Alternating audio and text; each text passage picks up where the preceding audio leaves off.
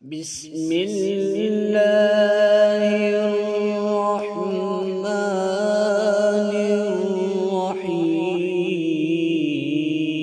الرحيم تبت يدا أبي لهب وتب ما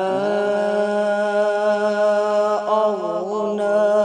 عنه ماله وما